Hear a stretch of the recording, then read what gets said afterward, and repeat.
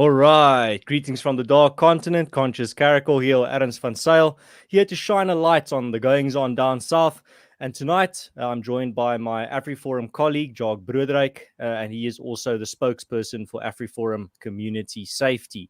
He's also the director and creator of the documentary series Open Borders, which we've seen, or which you are able to see on the AfriForum YouTube channel. There's already been 3 episodes now out. It's a full trilogy. The first episode deals with the South Africa-Zimbabwe border, and the second episode deals with the South Africa-Mozambique border. This last episode, Open Borders 3, deals with the Eswatini-Lesotho border. Welcome on the show, Jacques, and I'm looking forward to giving the audience a bit more information on how it was like to make this documentary and what some of the things that you learned, some of the things that you discovered. Good evening, Addis, and good evening to your viewers, and thanks for having me on. All right. So let's start off with, I think, some of the basic things that people are wondering about, and that's specifically your experience. I mean, I'm assuming you've never been on the Eswatini border before, or am I wrong? Well, not on the border, specifically the areas that we covered in the documentary. I've been to Eswatini. I've spent quite a bit of time there myself personally, but not in the border areas that I saw during the making of this documentary. So what was that experience like, being there for the first time? What were you seeing? What were you experiencing there? What was striking you when you first arrived there? There's a strange casualty about our border control with Eswatini specifically. Even if you look at the previous episodes, you look at Mozambique, you look at Zimbabwe, there's still a kind of a police presence, there's a military presence, even though they're not really doing what they're supposed to be doing. And there's a lot of corruption involved and a lot of issues, there's still a presence. The thing that really struck me with the Eswatini border was that you kind of got this casual feeling that it was just another province of South Africa. There was not nearly as much of a law enforcement presence as you would expect. The general approach towards the border is just even more laid back than it is in Zimbabwe and Mozambique. I mean, there you get the guys who are coming across, but they're still trying to do it in a scaly manner, trying to be undetected to a certain extent. Where with Eswatini, it was just like literally an open border. There's a 4-strung wire fence, which is the borderline between large parts of KwaZulu-Natal and Mpumalanga and Eswatini. And people come and go as they please. There are literally, I mean, there are parts we touch on in the documentary where there are kids from Eswatini who come to school in South Africa and they just hop over the fence daily. And there are actually signs on the South African side next to the road that warn you about kids crossing. So there's this very laid-back attitude towards the border control with Eswatini for some other reason. Right. And I think the closest thing to a border at many points that you found were just the border post itself, a literal post in the ground, and that was it. That's what's left of the border. So, I mean, your title of your documentary is by far not an exaggeration when it comes to what you experienced when you got there. And just maybe some context before you continue. Your documentary is specifically on 2 borders. Your previous ones were on 1 border specifically. So we'll start off with the Eswatini one, get all the facts there, and then we'll move on to the Lesotho border. I see here there's a comment here from Thomas who says, very interesting in this convo as an American, or very interested in this convo as an American. We have been essentially barred from securing our border. It would seem a very similar situation is there in South Africa. We're going to be getting to that in regards to what is being done and what can be done, because that is also one part of your documentary, is documenting specifically what is being done and what can be done. So what are some of the key issues that are arising from this absence of the border there? I mean, a lot of people, or maybe not a lot is a strong word, a fringe amount of people would say it's not really impacting the people there. Why are they complaining? What are some of the key issues that are flowing from the fact that there's not a border between South Africa specifically and Eswatini? Some of the biggest criminal problems that you find operating and happening between South Africa and Eswatini is the smuggling of marijuana. And so the legalization of marijuana is a whole different discussion, but the fact is that people are crossing into the country and back illegally. And there seems to be no attempt to stop it. Another big problem is, of course, stolen vehicles that get shipped. They get stolen in South Africa, then they get taken across the border into places like Eswatini for a cool-off period, and then from there on brought back into South Africa from a different part of the border, and then crossing into different borders again, or being resold for parts. So those are some of the major problems. Another big issue is cattle theft, or stock theft in general, because there seems to be this weird imbalance where people can easily cross into South Africa, steal cattle, run them back into Eswatini or Lesotho, as we can discuss later on. That seems to be okay. But as soon as the farmers who own that land try and get their cattle back, they stopped. So they can't cross into that border, and very few of them do because it's illegal. But there seems to be this one-sided imbalance of power, simply aimed at protecting people from Eswatini and Lesotho from doing what they want to do and preventing South Africans from doing the same. And where is, I mean, this is a more of a rhetorical question. I want to actually hear some of your thoughts on it, but I think most people have their suspicions. Where is the government in all of this? I mean, they are charged with specifically the responsibility of keeping our borders secure. Did you encounter any representatives of the government there in any form, border security, South African Defence Force, anything in that way? On the Eswatini border, none whatsoever. We even, and I urge people to please go and watch the documentary. We interviewed a farmer who has a border farm right on the border, and his house is literally a few hundred meters from the nearest police and military base camp. And he has 30 to 40 people crossing over his yard daily, coming in and out of the country. So no, there was absolutely no presence in that regard whatsoever. When we get to the Lesotho part of things, I'll tell you something interesting about where we did actually encounter the military. But on Eswatini, no, none whatsoever. This guy even told me, and this isn't in the documentary, but one day, one morning he woke up and he found a body just outside his gate. There was a woman there and she was dead, and he suspected that she had been dead for somewhere between a few hours and a day. And he contacted the local SAPS, South African Police Service, and they told him they couldn't come out because it was raining. So that's what you have to deal with then. Yeah, but then in this power vacuum, or in this lawlessness, state of lawlessness, what are some of the measures that are being taken? One of the comments, like I said earlier, said it seems like you're being barred from securing your border when it comes to what was happening in the US. But when it comes to South Africa, what are some of the things that you saw happening there on the border from the communities there? What can be done and what is being done on the Eswatini border specifically? Well, what the communities there are doing, especially the farming communities, because they all share the same problem, the same headache, the same lack of control, they've become very organized, and they have very well organized community safety structures, neighborhood watches, and they patrol their own areas. They patrol their own farms and the farm roads that border this border, where the border is supposed to be. Let's call it a geographical border. And they, by doing that, put pressure on these criminals to either move their criminal activity somewhere else or perform citizens' arrests when it's required. And it's really gotten down to where the communities started taking this into their own hands, within the confines of the law, of course, but simply exercising their rights and protecting their property and their families and friends. And they're very, very well organized. And this is unfortunately not something that I want any farmer to be worried about, because, I mean, having to farm in the first place is very challenging and very hard work. Now you have to do the policing side of things as well. And it really takes a toll on these guys, but they've had no other option but to start doing it themselves. And in many cases, they're doing it very effectively. Of course, they don't have the support from the government. They don't have the resources that the government is supposed to provide. But even against those odds, they are making a difference.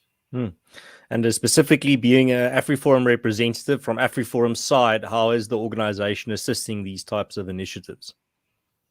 Well, AfriForum has 167 neighborhood and farm watch structures countrywide.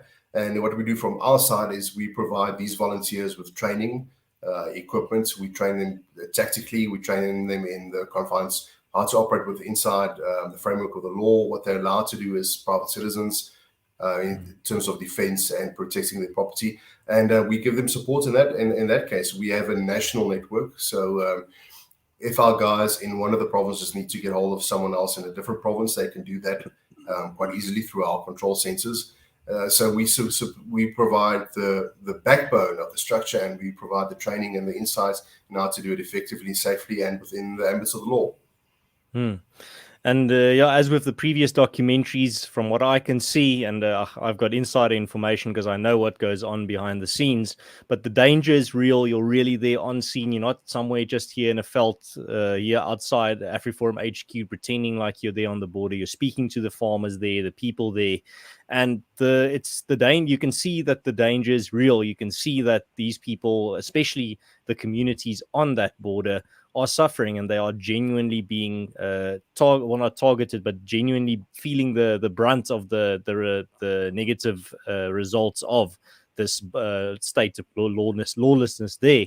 But then at the same time, you wouldn't really have any idea about what is being done if you weren't actually speaking to the people there. A lot of people have the impression that nothing's being done, there's nothing you can do. But as you've shown now with this whole series of documentaries, is that it is a lot to be done. It's not a perfect solution. It's not going to do the same as having a proper functioning border security there, but there is a lot to be done rather than just sitting back and accepting some form of futility in this regard. I want to touch on the first point that you brought up there. That was the danger element, and I think that is portrayed well in the documentary, even though there are a lot of things that we couldn't portray in the documentary. For instance, if you watch it, you'll see how many of the people that we interviewed, we had to hide their identities, blur their faces, and change their voices, and that's for their own protection. Then there were quite a few people who simply did not want to speak on camera. We were willing to provide information, but they didn't want to take the risk of speaking out on camera. And then we even had one guy who, an upcoming farmer, who did a great interview with us. And then a few minutes later, after we left, called us and said, "Listen, he's redacting his permission to use that interview. He doesn't want to go on camera." So I don't know if he was threatened. I don't know what happened in that time span after we did the interview. But the danger element and the fear element is a very, very real thing. And yeah, you experienced this firsthand. But when it comes to you moving now to the Lesotho border, the same feeling is there. The same feeling of there's a genuine issue there. It's not being blown out of proportion. It's not some political campaign. The crisis on our borders. When you're there, when you're speaking to these people, when you're seeing the real results of this government failure, to be honest, what type of emotions does that invoke in you? I mean, it must come with a deep feeling of frustration, seeing these ordinary people doing the extreme, what shouldn't be expected of them to do. There would be frustration if you allowed it. If you allowed yourself to experience the frustration, sure, you do have that. But we sit it's a very simple situation. You can sit and be frustrated and angry at governments for not doing what they're supposed to be doing, like they are failing us in every one of their responsibilities when it comes to being a basic good government. Or you can look at solutions and look at the hand that you were dealt with and try and find a solution to that. And that's how I like to focus on things and the way I like to see things. And a lot of these farmers have come to see things the same way because they know that there's simply no other option. And to start doing things yourself, taking matters into your own hands, start thinking smarter, start thinking bigger. The blame shifting game is not going to help. It's up to you now to make a difference. And a lot of these guys think that way, and they are actually making a difference. And before we get to how the farmers on the Lesotho border are making a difference and making plans, let's get to the unique issues, or maybe not so unique, but the issues that you encountered there when it comes to the Lesotho South Africa border. Same type of issues you found on some of the other borders, or did they have unique issues there? No, same type of issues. What was again interesting comparing Lesotho to Eswatini was Lesotho, for some reason, that border goes along with a lot more violence than the Eswatini border. The farm attacks, the cattle raids, the things that take place there are always violent. well-organized gang as well, experienced criminals. So there's a for some reason there's a whole almost a darker feel towards the Lesotho border than there was with the Eswatini one specifically. More the type of feeling you get when you look at the Zimbabwe border, for instance, where we know they execute people in broad daylight. But once again, the same problems, absolutely no border control. Kilometers and kilometers of empty fence posts standing there, rusting away, with no fence on them whatsoever. The fences have been stolen and dragged back to Lesotho. A lot of stock theft, once again, but also very brutal elements to the stock theft. I'll get to that a bit more. And then another big issue is the illegal immigration. Now, a lot of South Africans have started taking notice in the last 2 years or so of the Zama activity in the mining areas in central South Africa, which is operated by organized gangs of illegal immigrants from Lesotho.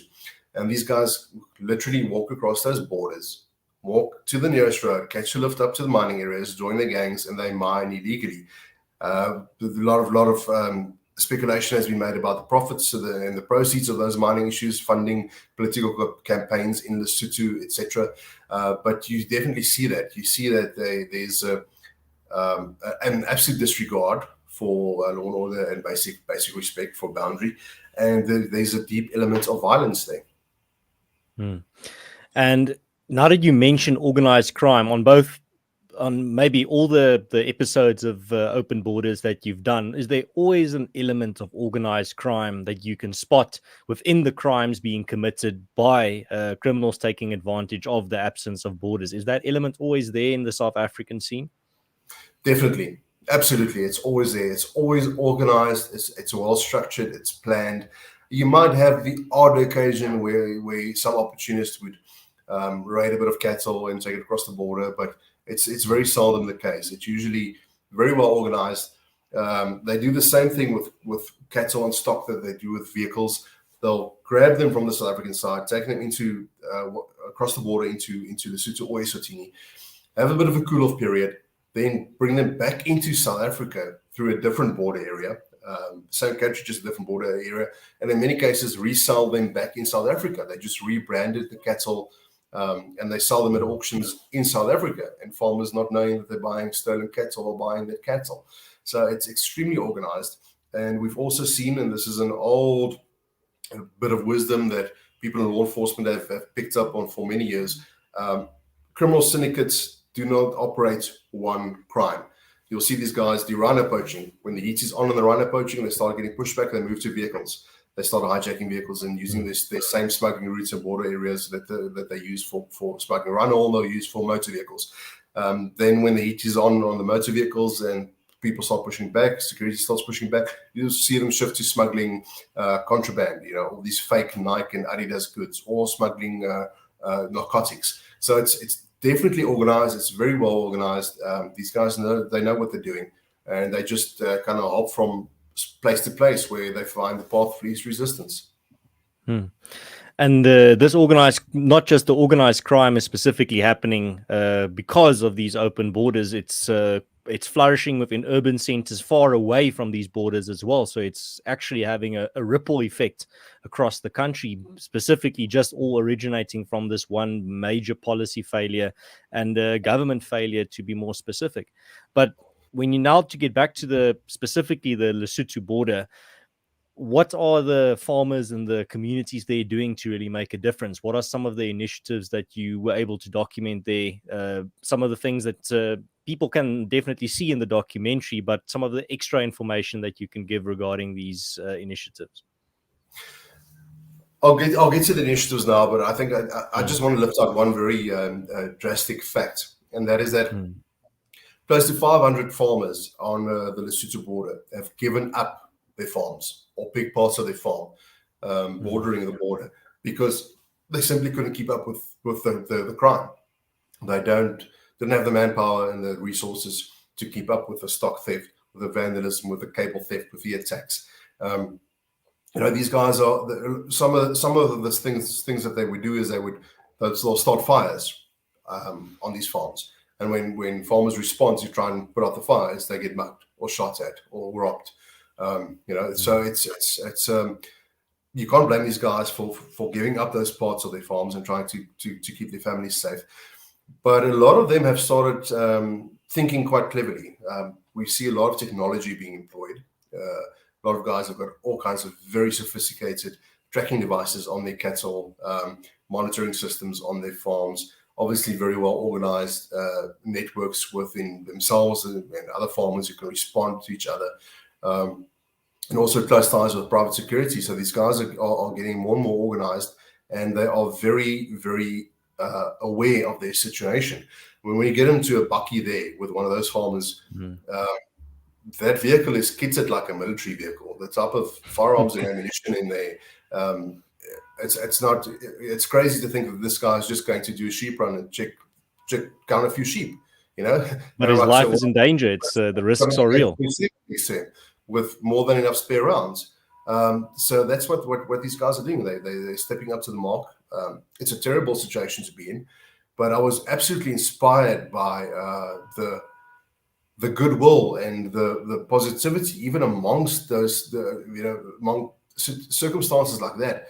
These guys are just so positive and so down to earth and grateful for what they have. And I really made me check a few things in my life and just reminded me of what is difficult and what is not. Yeah, well, it's on a more personal note. That's why you challenge yourself in the morning with that cold shower to give you a little taste of overcoming the level of challenge that some of these farmers that you get to talk to have to overcome. I mean, that's the experience I also got from watching your documentary. Well, actually, all three. I'm always inspired by the types of individuals and characters I see there. People that are not hopeless. They are frustrated sometimes, and you can see that they would rather not be in that situation, but they accept their lot in life. They accept what they have to do, and they do what they have to do, even when they go the extra mile, or they put in an extra hour or extra money to get things done and to make sure that their families are safe and that their businesses, a farm, it's not just a farm, it's a business, that their businesses are thriving and continue. And they are doing a very excellent job that I think a lot of people all across the world can actually learn from. I mean, I know we have a lot of Americans that tune in, and they also have their own border crises. But at the same time, organized communities can do a lot to make a big difference when it comes to specifically a borderless situation as we have in South Africa. But Jacques, I wanted to know, when it comes to the Lesotho border, government presence, like I asked with the Eswatini border, did you see a representation of government in any form in regard specifically to border security when you were there? Yeah, on the Lesotho border, we ran into one South African Defence Force patrol, and I almost got arrested by them because we were filming them. That was their main issue. That was their main concern. We had just spent a day with farmers patrolling the border, kilometers of terrible roads. For the first military patrol we run into, he's upset because we pointed a camera at them. So that sums it up. That sums up the whole situation. And I was asking this guy, I said to him, so why are you so upset about the camera? And he's like, no, because you're not allowed to film us. I'm like, okay, but even if I was allowed, what are you trying to hide? Why aren't you proud of what you're doing? That obviously didn't go down very well. But we managed to get out of that situation. But that was the attitude that we experienced there, unfortunately. Now, that being said, I'm not taking any credit away from the SARS officials, the SAPS officials, and the SANDF officials who are actually still trying to do their jobs, because there are still some of them left. But unfortunately, this is the type of attitude you encounter when you run into these guys. Everyone said they ask, did we have any trouble on the border? Or is there anything that they can respond to? Do we need any help? No, the big problem was, why do we have a camera and why do we want to film them? Right. And before we wrap up in regards to the Lesotho border, one other thing that I wanted to do in this episode is actually do a little bit of a retrospective on now the series, the trilogy, Open Borders 3-episode docu-series. But maybe just the last question on the Lesotho border.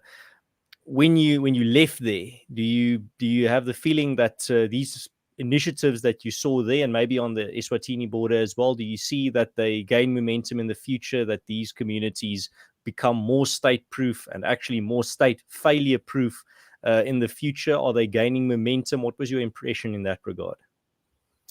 I definitely do get the impression that they are gaining momentum. There's already a lot of momentum, and I believe that this documentary series has added to that. We get a lot of inquiries from people who want to get involved, the people who want to get more involved. And the other interesting aspect that I saw since we started the series was government feeling the heat. We saw after the release of the first episode, which focused on the Zimbabwean border, a few weeks later, government hastily deployed the border management guards, even without signing the required legislation into place. So those guards were deployed illegally, but that was because of public pressure that was put on them. And I'd like to think a big part of that was part of the documentary that we made. After the release of the second episode, we actually had the Border Management Authority contact AfriForum, and they set up a meeting with us, and we met with them. They wanted to see how we can work closer together to stop cross-border crime going into the future. How sincere that meeting was, I wouldn't be able to tell, but the point is that they are feeling the pressure. So we'll see what happens after the third episode has been released, how they react to that. But there's definitely there's momentum being gained on both sides. There's pressure being put on government for whatever that matters. I have no faith that they are the solution to the problem. But the community is also seeing that they can make a difference. They can get involved. And a lot of people are starting to break away from the mindset that they need to be dependent on government. After many years of government failure in South Africa specifically, I think it's high time that people realize that. But I'm glad to see that more and more people are realizing that.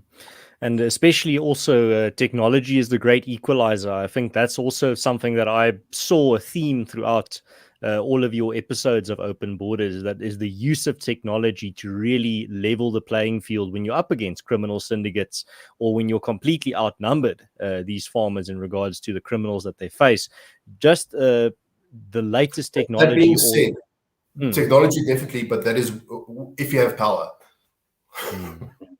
Right. Yeah. Well, we're working on solutions on getting that power generation, also making state-proof efforts in that regards as well. Jacques, I wanted to use, before we get to the end, I wanted to do, like I said, a little retrospective now on your trilogy, just your own personal experience. I mean, you've now firsthand experienced some of the most hectic borders in South Africa, the most talked about borders: Zimbabwe, Mozambique, Lesotho, Eswatini. These are some of the key case studies in regards to the state of South Africa's borders. So just a few simple questions as a retrospective. From what you've experienced now in the past few years, the state of South Africa's borders, do you think the title that you chose for your series is accurate? It's not hyperbole, Open Borders. I think Open Borders was a catchy title. If I had to rename it, I'd call it No Borders. Yeah. I mean, the most striking image I remember, I think it's the first episode, where you found a border gate that was just standing open. It's there. You can close it, but it's just standing open there. Anyone can come through. There's just no will to enforce the basics. Yeah. Right. And then also, your impression in regards to, specifically when it comes to all three or all four these borders, rather, on all four of these borders, it seems like there is initiatives going on from a grassroots level. There's not a border where there is not some type of grassroots level organization going on, and you were able to document it. What's also just your overall impression of what you saw on all four of these borders in that department of communities getting together and saying we're going to do it ourselves? I see a positive spin on the complete letdown from the South African government's side. There is no political will to enforce border control. Unfortunately, our politicians are too focused on staying in power and lining their own pockets. But I see the hope and I see the positive side when I look at these people. When I look a farmer in the eye, we spent the night patrolling, had an hour's rest, and now needs to get up and continue running his farm. But he's still optimistic about it. He still sees hope. And if those guys can see hope, then how can the rest of us not see it? So I'm very positive about it. Even though the The circumstances are immense and the challenges are immense. There's never no hope, and these people are living it. Yeah.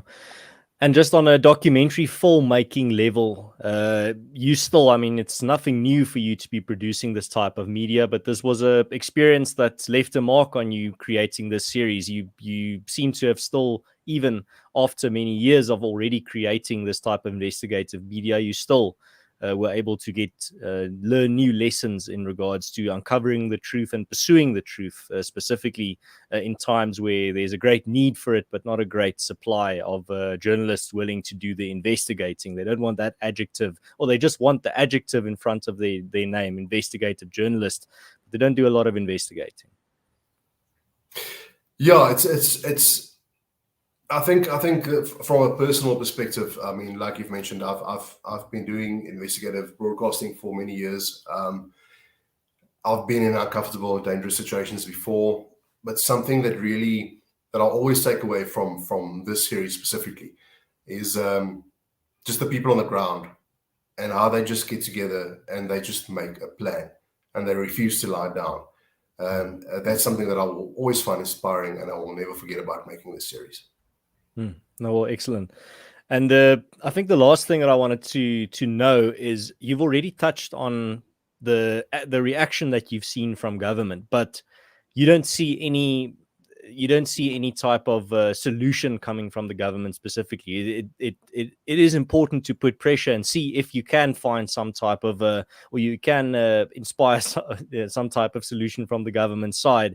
But from what I hear and from what I see through your documentary, the solution is definitely not going to come from a centralized, corrupt system. It's going to come from grassroots level. That's I think the main takeaway that I take from your series. Is the fact that even though we still need to put pressure on the government to do their job, you can't rely on the government to do their job. No, you're absolutely correct. You simply cannot rely on them. Whenever they've done something, even under the pressure they felt because of the series and the public pushback, it's been PR exercises. It's been public relations exercises to try and pretend that they are addressing the problem. But they're not really addressing the problem at all, as anybody who's actually been following our government would know. So, no, the solution will definitely come from communities and from the grassroots level up. And on that note, I think the last thing that we need to inform the public on is specifically how they can get involved, but from different levels and angles. So, firstly, if you are living in a community on close to one of South Africa's borders, and you're experiencing a lot of the problems that your documentary exposes, but there's not a security structure near you yet, what can be done to actually get that in place? Is there any way that AfriForum can assist in that way? Yeah, we can definitely assist in that way. The easiest would be for someone to go to our community safety website, which is www.afriforumbuurtwag.co.za. Log in your details, get involved, get in contact. If you don't have a safety structure in that area, we can help you set one up with support from head office. If you already have something going, but you'd still like to join the national network and get that support from head office, please log in, get involved. The bigger the organized network is, the more powerful it can be. So we'd really like to encourage everyone to please get involved. And the big thing that I always like to say, Adams, is when you watch these documentaries, you see guys running around with guns and doing dangerous stuff, but that is a small percentage of community safety.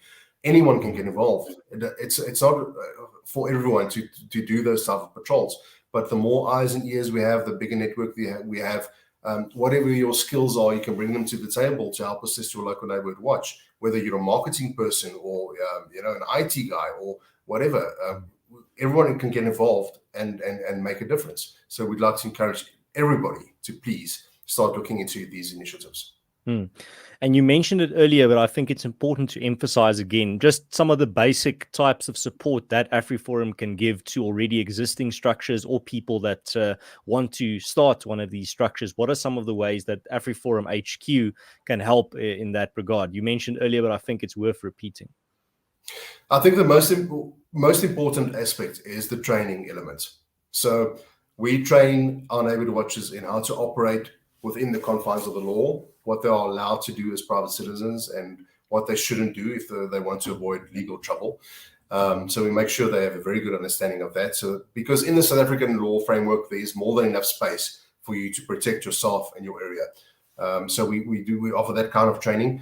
We also offer tactical training to the selected members who get chosen by their respective neighborhood watches. That's actually a quite intense 7-day course, tactical course. We call it our proto team course training. We assist guys in medical training. We have neighborhood watchers who have dog units. We have neighborhood watchers who have aerial support in terms of unmanned aerial vehicles who can survey areas. And that's all the kind of support that we offer to these guys to get them going and to stay connected on a national network. And one of the other big things that we do is should one of our neighborhood watch members be involved in some kind of incidents and he was acting within the framework of the law, we offer legal support to those guys as well, because we've seen this unfortunately as well, where some police officers don't like community members starting to make a difference in their areas, and they do get targeted, sometimes maliciously, and we offer that support. So if you get into trouble and you were acting within the confines of the law, we'll give you legal support in that regard as well. And then lastly, on the support question, people that don't necessarily have the time or the resources to become actively involved in the ways that you've described, in what other way, maybe in a funding way, or what other ways can people support these types of initiatives? Are there any alternative ways? Well, I think two of the most effective ways would first of all be awareness. Please go and share this documentary, watch it, watch the other videos and stuff that we do, watch the work that you do, share that stuff, share it with your friends, share it on social media. And of course, funding is always a challenge, especially living in a developing country. I think our development has slowed down a bit, but so funding is always a challenge. So if you have means, then please join AfriForum, become a contributing member, or if you're specifically concerned about safety on farms, you're welcome to go and visit a dedicated website we have for that. That's I'm trying to remember the English now, Ernst. English version of the website. Yeah, it's the Beveilige Plaas in Afrikaans. Is that the one you're talking about? Yeah. It's Safeguard a Farm. There we go. Thank you very much. It's www.safeguardafarm.co.za. That's also a dedicated fund that we use to help empower farmers in border areas and other areas in South Africa by offering them training and supplying them with whatever they need. Excellent. And yeah, Jacques, I know you're just taking a little bit of a break now from this latest episode of Open Borders. I mean, it's been a phenomenally successful series. I think the first episode has about 160,000 views, the second one 140,000 views, somewhere there, and this episode that came out recently is almost at 70,000 views. So they're all doing immensely well. There's probably not anything already planned for the future, but do you think if you were to, I know you're going to make more documentaries, but is it going to stay within the topic of crime in South Africa, the type of ways communities are fighting back? What can you enlighten us on the type of documentaries that you still are planning to be making in the future without giving too much away? I mean, you mean apart from the one where I'm going to try and find Bigfoot? In South African. No, yeah. I'll definitely. I mean, I've always operated in that space of investigating crime and criminal relevance in South Africa. So it'll probably be related to that. I won't say too much about some of our planned projects yet. I don't want to give anything away, but it will be in that space. Yeah, community safety. It will be on AfriForum TV and on AfriForum's YouTube channel, and that's where you can find Open Borders as well on both of those platforms. It's I think if you look at the amount of views and attention that it's getting both domestically and abroad, it is doing a major service in regards to firstly showing people the state of South Africa's borders, enlightening them on not just an open border comes with many different problems, as you highlight. But I think that what makes your documentary unique is the fact that it is not just an expose on the terrible state of South Africa's borders and how people are being affected by it, but you're actually showing what can be done and you're offering people that type of solutions. That's why I'm glad at the end we can end off with a laundry list, a very long list of what people can do to support. And I know for a fact that we've gotten a lot of financial and physical support specifically due to these documentaries. A lot of people have become members of AfriForum and a lot of people have become involved in these types of safety structures. So all the best to you in the future. And therefore, the last thing I would just like to hear from you is just a final thoughts. If you could leave the audience with, it's almost the question that I end all my shows with, but if you could leave the audience with any type of question or idea or thought, it can be a sentence, it can be much longer than that, anything that you'd like to keep at the back of their minds in the week ahead. I think it's very important for people to realize, and this is very based on the South African scenario, but I think it's getting even more relevant internationally. Somehow we've regressed to the Wild West. A lot of people are finding themselves in situations where they are back on the frontier, if I can put it that way. You cannot rely on your government to protect you. You cannot rely on your police service. You cannot rely on your military to secure the borders. We're back in those days where people had to fend for themselves and for their families. And I'm not saying people need to get reckless, but I'm saying people need to start realizing that somehow we regressed back to those days. And it's up to every individual to first start looking at themselves, how they can secure themselves, their own families, and after that, their neighbors and their neighbors' neighbors. Because internationally, people are going to have to start learning this mindset and realizing that that is the situation that we are in. Well, I think that's a perfect way to end it. Thank you very much for your time, Jacques, and thank you for everything you do also to help not only to empower communities to help themselves, but also to shed a light on many of these key issues. Like I said, if you want to support what Jacques and his team are doing there at AfriForum Community Safety, there's a link in the description, but also you can go to Safeguard a Farm or Beveilige Plaas and .co.za. And you can financially support, or you can get involved physically. If you find your closest neighborhood watch or farm patrol of AfriForum and get involved, that's the way you can help make your community safer and state-proof them at the same time. Also, thank you for all the questions and comments in the live chat. And if you're watching and it's not live anymore, you can still take part in the conversation by leaving your thoughts and questions in the comment section. I read all of them, respond to as many as I can.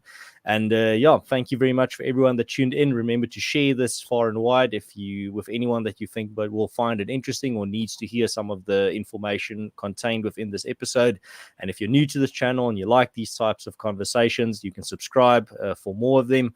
It's going to be a while until my next episode. I'm going to be away from the office for the next 2 weeks, so there's not going to be for the next 2 weeks an episode, but after that Stream of Consciousness will be back. So I hope everyone has an excellent week and an excellent weekend. And Jacques, I hope you also wish you all the best in your future endeavors. And I know that whatever comes next out of your pen or out of your film camera is going to have a major impact as well, just as this series of yours has had.